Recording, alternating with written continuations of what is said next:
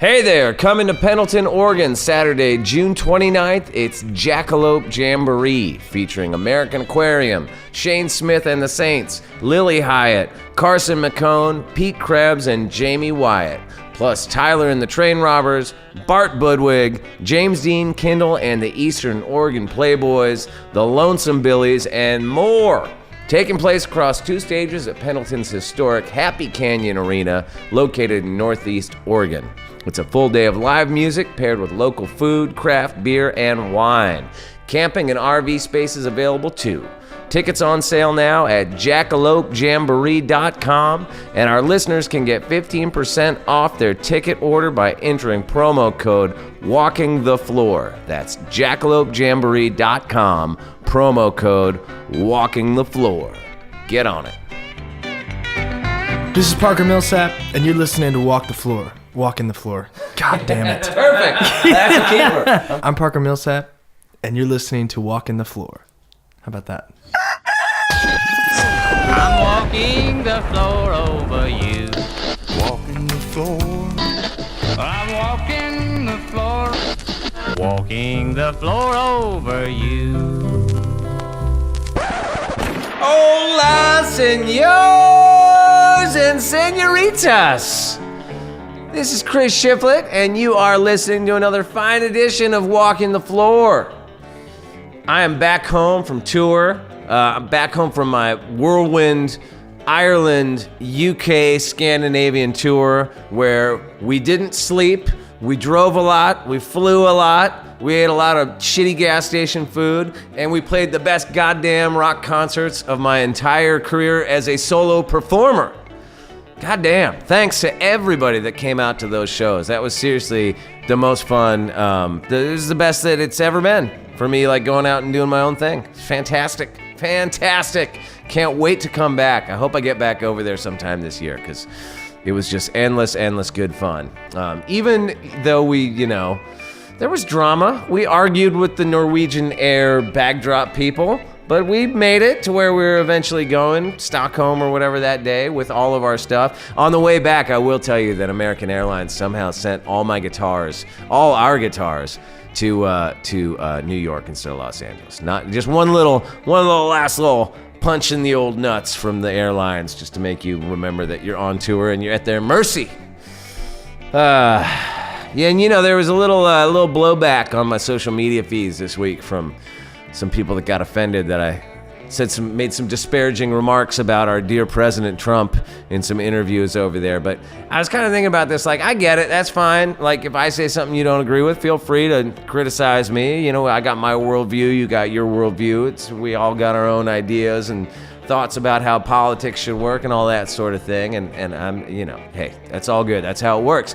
But if you followed me at all over the years, and you followed my social media feeds, you followed my work or whatever, are you really surprised that I'm not a Trump supporter? I mean, come on.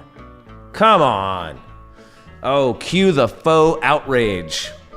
Anyway, I should remind you that pre-orders for my new record, Hard Lessons, coming out June 14th, are available through my website. You can get like bundles, bandanas, and t-shirts and stuff, or you can just like pre-order it in the iTunes store or Amazon.com, wherever you want to get your pre-orders. It is available and coming soon, and there's a couple of tracks up in Spotify and Apple Music and all that stuff, so you can check it out and see what you're getting into, okay?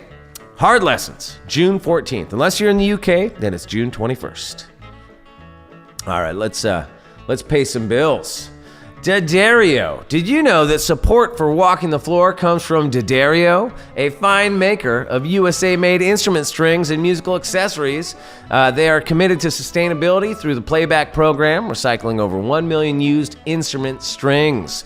For more information on the playback program and how to help in its mission of reaching 2.5 million strings in 2019, please visit playback.daddario.com.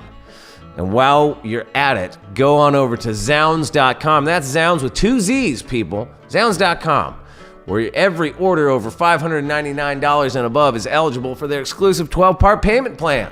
With no application process and no interest charged ever. That's Zounds.com. Calm. Come on, let's get to today's interview.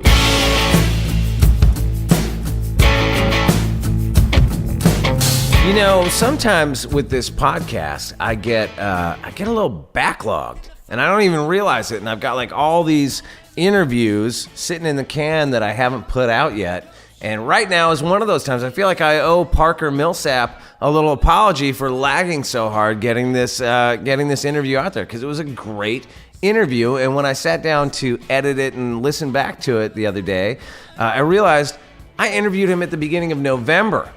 So whatever we talked about, he's probably done a world of other things since then. But at this time, he was had just been in LA on tour, and he was getting ready to go out and do another tour, like just solo, just him and an acoustic guitar. So we talked a lot about that, like sort of the differences with being a solo artist and then being, or taking out a band.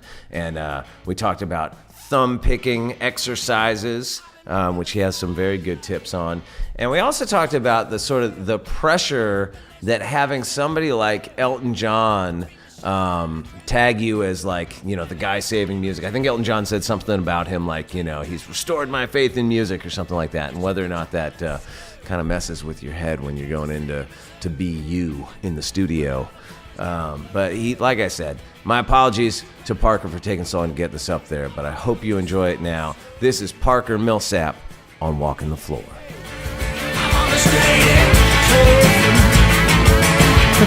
So how were you shows over the weekend? It was great. You were here in LA? Yeah, we did Moroccan Lounge the last 2 nights. So we did 2 nights. It was great. LA is it's a tough market. Yeah. Often. It's so big. Yeah, and it's so big. Overrun with options, Do you find you have good shows out here? Like, do you always get out here on tour? Not always. This is like our second or third time to LA. So it's still pretty new for us. I find doing this podcast based out of here that lots of, Americana and country artists never make it out west. Yeah. Which is a strange thing to me because, California, I know it's a long time ago, but like it Right. has such a great history of country music and Right. roots music and everything, and it just seems like it's not on the circuit. It's just a long way to drive for a lot of bands. Like Touring for a lot the of West bands, Coast is a bitch. Yeah. It Like is. until you get to a certain level and can sell so many tickets, it's just Yeah. like, well, we can drive 4 days and make $100. Right? Yeah. Tell me, nobody knows that more than me. Yeah. Done a lot of those. Are Yeah. you? When did your latest record come out? Like, are you in the middle of the tour cycle right now? Yeah, we're kind of at the end of big phase 1 for this record. The record came out in May, so we've been touring since then on the record, and we're about to take a little breather before next year. What happens in phase 2? More touring. The same, just more of it Right. in different places. Do you like touring? I mean, music business nowadays, it's touring is the brunt of it. Yeah. I mean, I don't like sitting in the van, but I love playing music every night. Like I can't complain about that. Do you mostly go out as like a headliner, or do you go out, or do you do both? Do you go out and support? Yeah, for a long time we did a lot of support, but lately we've been going out and just headlining smaller rooms, and I really like it. I like getting to do a full 90 minutes because like we've got ballads, we've got rock and roll songs. We can really get all of them in the 90-minute set. I saw that you're doing some solo shows coming out. Yeah. And I've been doing a ton of solo shows. And, Yeah. I'm happy to say that I was always terrified of that dynamic, and I Yes. really kind of fell in love with it in the last few months. Oh, good. Yeah. And I in listening to your early records, I was wondering if is that kind of how you started? Did you start out more just like a guy on stage with a guitar alone kind of thing? Sort of. Like I started out really playing music in church, like every Right. Sunday, like down front, just like they wouldn't even plug me in, but they'd let me, play. But then I had like, rock and roll garage band in high school. And we played some gigs, but then after high school, I moved to California for 3 months and worked at a recording studio because I was like, I'm going to go be an engineer. And I realized I'm not. I'm not an engineer. So as soon as I moved back to Oklahoma, I started booking like solo gigs, and my bass player Michael, he's been playing with me like since high school in those garage bands. Okay. So really quickly, we were playing as an acoustic duo, like acoustic guitar. And your first album was bass. both of your names, right? Yeah, so exactly. Were you not like thinking of yourself as a solo artiste in those Really, days? I was just trying to emulate a Blue Note album cover. Nice. And have Just put everybody's name on there. There's front. only two of us. Exactly. But so for a long time we did like the house concert scene and did a lot of like, it wasn't necessarily solo shows, but it had that vibe of like, it's, very intimate. And I've just never two done dudes on that stage. house concert It's fun. tour, but it sounds really interesting. It's interesting. I think that's a better word than fun for it. Like I imagine the upside of it would be you'd play these cool houses and be kind of warm and welcoming and all that sort of thing. But the downside of it, and I'm just projecting here, would be like being trapped by crazy super fans. That's kind of it, and a lot of times, at least when we were doing house concerts, like, I was really young, so I was like, yeah, we'll stay at your house, and Right. like, what that ends up meaning is like hanging out until really late and then like getting up and having breakfast with these people, which is Right. fine. It's Did great. you ever like wake up in the middle of the Grateful. night and somebody was in your room staring No, at you with a knife? Nothing like that? Nothing like that. But I'm going to wear your skin, Parker.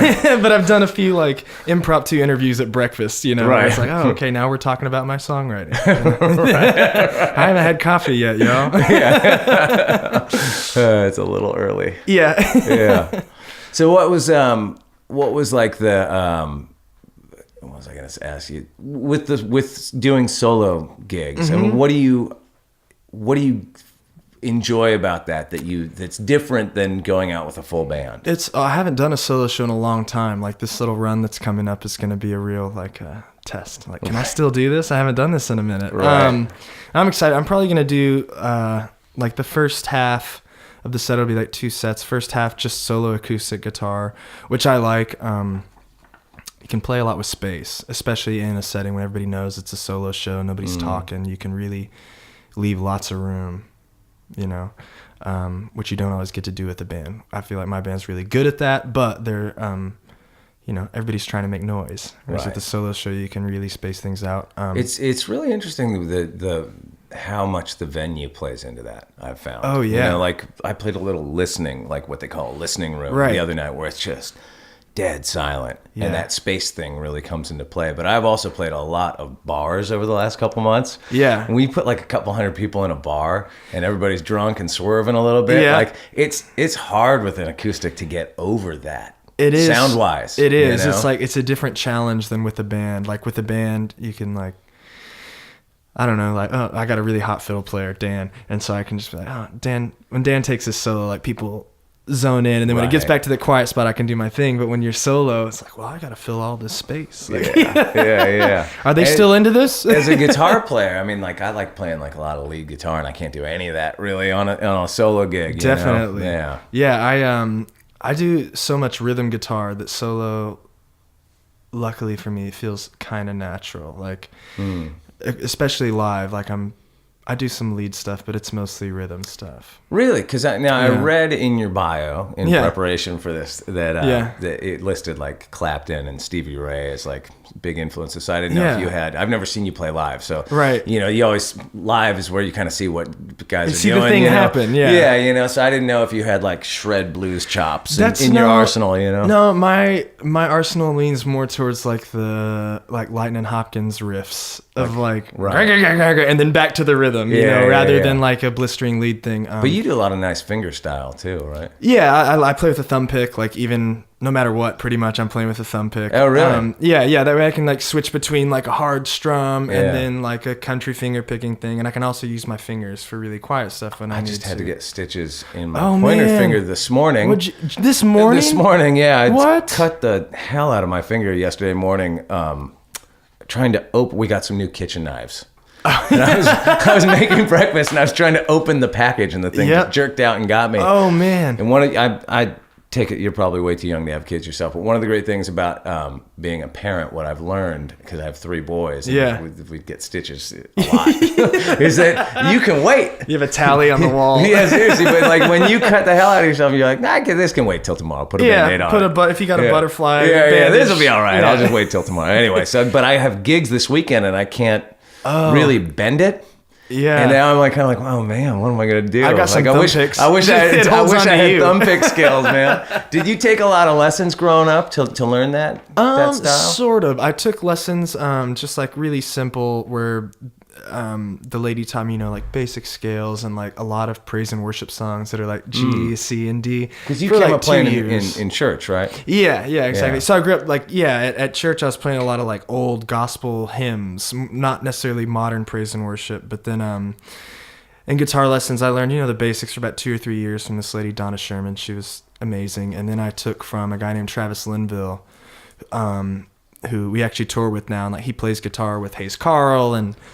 He's got Travis in his name. He's got Travis in his name. I know. Fingerstyle skills. And I had never really seen somebody do that. Seen somebody play with a thumb pick, and like the first lesson, I was like, "What's that thing on your hand?" Right. And he kind of explained it to me, and so I went and bought some thumb picks, and it took me so long to try and figure it out. It's like really a different instrument, trying to get the thumb independent. So, and I was in high school at the time, so I had one of those spiral notebooks, and I just took this bottom 6 spirals and I would space them out to like about guitar string spacing, and during class I'd keep my thumb pick and just like on the spiral. Idea. So I was like practicing finger picking patterns all through high school on my binder. you need to like patent that. Start selling that at your shows. The Parker Millsap guitar method. Totally, man. That's it. Just comes with a notebook and a thumb pick. License that shit to Fender right now. Yeah. I mean, it's interesting listening to your music because I would assume that playing music in church ultimately influenced your style and your songwriting and everything. And I don't know what kind of music, what the music sounded like that you're playing, but a lot of your music sounds to me like it's influenced by what I would think of as a much older, darker, sort of gospel-y tradition. Yeah. Like I mean, so I was raised in a Pentecostal church, which is like... Does that get into some minor key, like crazy shit? Because that's that's where some of your music goes. Like speaking in tongues, the church that I grew up in was one of the more liberal of the Pentecostal churches in the South. But we didn't do snake handling or anything like that. But there was a lot of speaking in tongues, and the music service was like so much of going to church. It was like at least half of it was music. And in the Pentecostal church, there's this interesting thing that happens where sometimes it seems like the goal is almost for the preacher to not have to preach. Right. Not that he didn't want to, but like there's this, there's like I don't even know how to go about describing it, but there's this system of like speaking in tongues and interpretation. And a lot of times how that would happen is just like revving the music up and then like, start out with some hymns. And then by the end of 30 minutes, people are going insane, speaking in tongues. And so I really opened up to like, oh, this is a deep power. Like this always happens during the music part. Right. People don't speak in tongues during the sermon. People always get really worked up and like have these spiritual one-on-one connections with this greater thing during the music part. Right. And I think really quickly, like I just latched onto that. I loved it. And I also love the congregational singing in church. Like what is that? We hear, just like everybody singing together, singing hymns together. So much of the singing voices we hear today are heavily processed. Super processed, and they're perfect. Like we've figured out how to really engineer vocal takes to sound perfect. It's a funny thing I've noticed. Like if I'm watching somebody perform on TV or something with my wife, say, and my wife is not a musician, and I always kind of use her as she's great. Like she has none of the sort of like baggage that I have with it. No, she doesn't have strong opinions about it. She just take it in. She either likes it or she doesn't. So she's a great person to like bounce that sort of thing off. But I notice if you see somebody singing live on TV, because we're all so accustomed to being so processed all the time, that even good singers singing pretty well live, my wife will be like, oh, God, she doesn't sound very good, does she? Kind of thing. Where you're like, I don't know, it sounds pretty good to me. That's what my monitors sound like every night. Right. Oh, my monitors sound much worse, believe me. It is funny though. That is really, and now I tell you what, I see young kids, because I go to, there's a lot of like school functions where there's music stuff that I go to with my kids. Yeah. And it's the trippiest thing, man. You see live young people singing and like emulating auto-tune. They emulate the auto-tune, and it sounds like that. Yes. And they like naturally compress their voice. And yes. And it comes across almost like an accent sometimes. It's really interesting, but I know exactly what you're talking about. Yeah, it's and that's bizarre. what we're used to hearing. But what I was saying about congregational singing is like in church, at least the church I went to, like everybody's singing all the songs. And so you're surrounded by these people who really are terrible singers, but they're not doing it to be good at singing. They're like doing it for this higher power, for a spiritual purpose. And so it comes across as really beautiful. And I just got used to hearing like kind of fucked up voices, but it's like, oh, that's great. Like what a cool voice. There was this soprano singer at our church that, had the most insane vibrato you've ever heard. Like it was a vibrato and a tremolo. And every service you'd hear, she sat right up front, and it would just like bounce off that front wall and hit everybody else. But it was like this, it's like sounds like a siren. Yeah. And a lot of people would hear that and be like, no, that's bad. But I was like, oh damn, drawn to it. Listen to that lady. I think about that a lot with like great singers that you love. Like it's so many of them have kind of really bizarre voices. Where if you did that yourself, like your friends that know you would be like, why are you doing that? Like, why are you putting on that affectation? You know what I mean?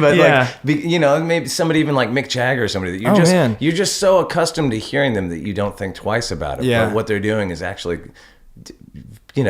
pretty they're effective. Emoting. Yeah. And like that, I'm glad you mentioned Mick Jagger. He's one of my favorite singers. Like he's not the most perfect vocalist, but he emotes and he performs, and like he's capable of taking his voice to different places. I love singers that can like make you cry and then make you laugh, like do the whole emotional range, because that's what music's capable of. Sure.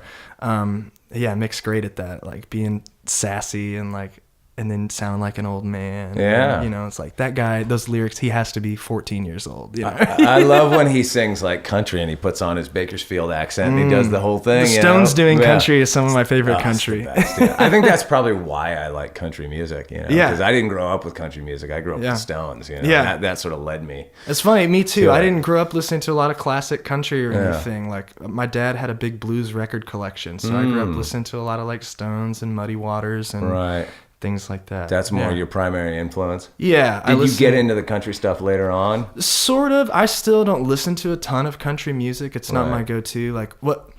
I guess in some ways, like a lot of the things I listen to are singer-songwriter. Like I think of them as singer-songwriter, but to most people they're country, like Lyle Lovett or Robert Earl Keen. These like Texas dudes. Right.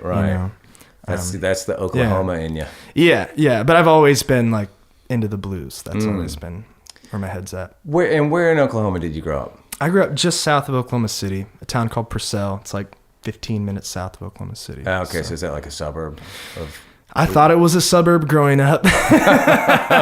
Until you moved to the big city. Until I moved around a little bit and I realized like, oh no, that's rural. Like that's not the suburbs. I mean, what were you, because maybe I'm projecting here just because of where you're from, but like, who are some of you, like was Leon Russell an influence for you, or some of the great like Oklahoma I wasn't people? Aware of a lot of Oklahoma music until later on. I mean, I was aware of J.J. Cale and like the Eric Clapton connection, really, because he recorded a bunch of his songs. And I was aware of Leon Russell, but it wasn't until I was like in my early 20s that I really started listening to all that. For whatever reason, it just didn't show up on my radar. It's funny because I had read that you had performed with Elton John, so I didn't. And I sort of like heard what I thought was sort of some Leon Russell influencing music. So I didn't, obviously those two have a connection. So I didn't know. I was wondering like how that Elton John thing came about. The Elton thing.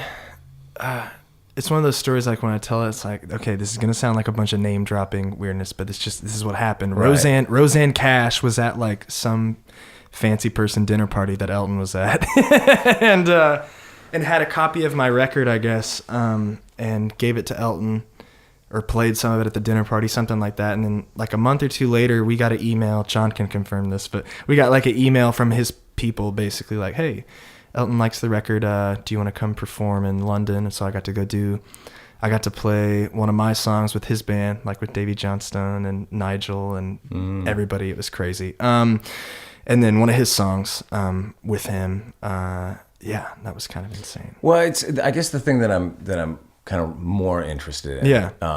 Because I've seen this sort of thing, happen a million times through the years. Right. Like when somebody like Elton John comes along, who's like a superstar music veteran, musician, and puts their sort of stamp of approval on you, right. in this case, or just any young artist. Like, what kind of does that bring? Like some kind of unwanted pressure to you? Because there was a quote of his that was like, he said that you restored his faith in music. You know what I mean? That's pretty heavy, man. It's crazy. Yeah. No, it's for me, the big thing. You're like, slow down, Elton. Slow down, brother. Give me a minute to get there. I'm 25. Yeah. The big takeaway with me and Elton, maybe there's some pressure. Really, there's not. I don't feel pressure like from Elton to like make the best record of all time or anything like that. But there was maybe a little bit of pressure to like try and capitalize on that. Right. Which is what it is. It's the music biz. But it doesn't really put pressure. For me, it's just like, oh, cool. Somebody else likes it. Like, I try to think of it more like being respected by my peers than like anything else. And you're not thinking about that next time you're in the studio going, oh my God, what am I going to do here? Yeah. Right. Yeah. I feel lucky that like this, I've put out like 6 or 7 records if you include all the stuff I did in high school. Right. So I'm starting to get used to that cycle and just trust it. I mean, you've made a bunch of records now. So do you like being in the studio? Because your records have evolved over the years, and the latest one's sonically in a different, pretty different place than like if you go back to the first one, the Palisade. Totally. Is that a part of the whole creative process that you enjoy? I love being in the studio. I just can't always afford being in the studio. I got to be on the road making money. Right. But I really like being in the studio and playing live. Well, where did you make your latest record? And like who produced it and all that sort of thing? So it was produced by Gary Pachoza and Shawnee Gandhi, and then like I co-produced because I wrote the songs, I guess. Right. We did it at Echo Mountain in Asheville, North Carolina. Oh, okay. It's this beautiful old church with like a Neve 80 series console. Ooh. And beautiful stuff. And then we did a bunch of the vocals and guitar overdubs at Gary's home studio there in Nashville. And Gary did in Asheville or Nashville? Nashville. Sorry, yeah. Okay, we recorded in Asheville, North Carolina, do you live in Nashville? I live in Nashville. You're Nashville based. Yeah. I moved out there like 3.5 years ago or so. Okay, so you were already into your career at that point. Right? Yeah. Basically, I was touring and that kind of thing. Well, backing up a little bit, like how did you go from playing in church, playing in high school bands, that sort of thing, to making records? And presumably, did you get a record deal in there at some point, or did you put your records out yourself? Like how did you get it? Well, the first 2 or 3 things that I put out, there was like no label involved. It was just like one record I sold a guitar to like get the money to go pay for recording time, and then just pressed like 1,000 of them off CD Baby, and there's like 2 or 3 of those records. And then I met up with David Macias from 30 Tigers at a Folk Alliance conference thing, and got the record deal, and their deal's a little different. They're like a label services company, right? Exactly. So they do like distribution, and they help their artists find like publicity and publishers and booking agents and all of that kind of thing. Is it kind of like running your own label in a sense? Yes, I'm really lucky that I have really good management that helps me do all that. Nice. because there is a lot that goes on that if it was left to me, like I wouldn't really know how to do it. There are like so many moving parts, and like I read the Donald Passman book. I know most of the rules. Yeah, you read that too. Oh yeah, I read that like a million years ago. That's great. I'm glad that's still in circulation. I'm really glad that I did. I'm sure it's been updated quite a bit since 1990 or whatever. It's probably been updated since I read it like 4 or 5 years ago. I still can't explain how a publishing deal works, but I did read that goddamn book. I can't explain it, but like I can picture it in my mind. But when I go to try and put it in words and explain it to somebody else, they get that like glazed over look really quick. Yeah. Like, okay, you don't want to know about this. So was there a point in all that when it's sort of a specific moment you could even point to where you felt like, maybe not like I've made it, but like I'm doing this, I'm pulling this off. Like, I mean, the big moment for me was like moving out of my parents' house. Right. You know, like I was working for my aunt doing like farm work and then doing music and like trying to convince my parents like it'll work. Like I know I didn't go to college, but I can do music. I promise. Yeah. And they were great and supportive and let me live in the garage for like, you know, a year. And then once I could afford to move out and like pay my own rent for a second, like for me, that was it. Yeah. I was like, okay, I did it. Yeah, no, Everything else is just icing. You know? No, I know. I have a similar moment in my, mid-20s or whatever when I had made a couple records. I finally paid off all my debt. Yeah. I had, like credit card debt that, the creditors would call my house every day. And I paid off all my debt and I had a couple bucks in the bank. And I was kind of like, this is working. Rules. Yeah, this is the best, man. Yeah. No, it is the best. I really feel grateful. Like musicians, I just feel lucky. Like I get to move the air around in people's ears for a living, like that's amazing. Life. And I love music. I believe in music. It's like bigger than anything else to me. Yeah. I read in a couple things that your latest record is sort of referred to as like your rock and roll record, a little more like, good time record or whatever. Right. And it's funny because I think about it a lot, like Americana, which is like obviously a big umbrella if we can just put you in it, but it can be a very dreary genre oftentimes and very like sort of overwrought and very serious kind of thing. So a lot of really sad white boys. So was that like something you were consciously trying to move away from? I think so. I think some of it was me consciously trying not to dredge up my own personal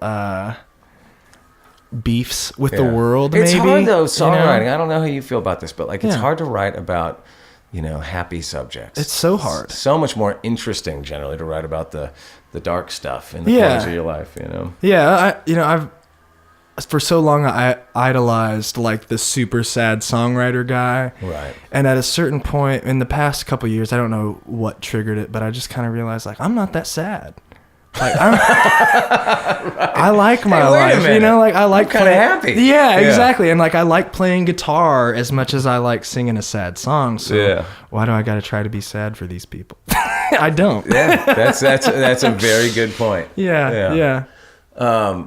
I grew up like my favorite movies were Rumblefish and The Outsiders. Yes. So Tulsa. And I didn't know that was shot in Tulsa. I didn't. And written by an Oklahoman and all that. Right. Yeah. I didn't know any of that. I just loved. I read those books. I watched the movies over and over, and I loved them. And to this day, I mean, we were not that long ago went through Tulsa and Oklahoma, and I always think about that when I'm there, and so I think I project that on Oklahoma. The residue of Pony Boy. It's just all greasers and socials. Cherry Lane. Were you aware of those books? Were you aware of that sort of that history and culture? I mean, I know it's not history, exactly. It's fiction, but we read that book, and I think all of Oklahoma schools like you have to read The Outsiders. It's mandatory. I don't know anybody who didn't read it who grew up in Oklahoma. It's great. I mean, we're aware of that for sure. And S.E. Hinton, I think, is the author's name. Yeah. She's still active. She has a great Twitter. It's worth following. Oh, really? Yeah, she's pretty sassy. Okay. I didn't even realize she was still alive. Yeah. Oh, that's great. I'm going to definitely follow her. So you're going to go home, you're going to take a little break, do some solo gigs? Yeah, do some solo gigs. Yeah. And bunch of touring next year? Hopefully. Yeah. I like touring. It'll start back up in January, I think, actually. We're doing a little run. Kind of ease into it. Nothing too intense until March or April, maybe. Well, I'm going to be out there next year a bunch as well. Hopefully we'll cross paths in Nashville a bit. Sweet. Yeah, and just out on the road, Hell yeah, that'd be great. Doing it. So hopefully we'll run into you somewhere. Yeah, that sounds great. Did you, by chance, I don't even remember if I talked to your publicist about it, but did you bring a guitar? Did you want to play? Oh, some people do, some people don't. It's totally your call. It's in the van. I don't know how far Steve and them are away. Are they close? Oh, you don't need to. Okay. If they're gone, it's all good. But we didn't even talk about Guitar Man. That's like a whole 2-hour interview. Are you? Well, why not dive into a little bit of that since the microphones are still running? We can do a little bit. Are you a gear hound? Are you one of those gear people? Sort of. I'm sort of a gear person. I don't look down on people. I recently bought a Squier Strat. cheap one, and I love it. Like, I don't think you have to have fancy gear to make amazing music. Yeah.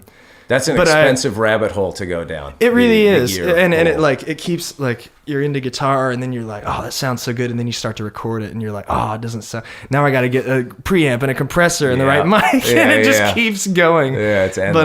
But I'm a small tube amp hound. Like, I keep What's your amp of choice? I've been looking for a vintage Princeton reverb. Princeton? lately. See, I like Champs. I've played a bunch of Princeton. We play so many small venues that to get the amp to really do the thing and get it up to like 4 or 5 and then mic it up, the Champ kind of makes more sense for the size of room. I love the Champ just for its simplicity. One knob. One knob. Yeah. And the one I've got's a silver face, so it's got like a couple extras on there. treble and bass, but they don't do that much. Yeah.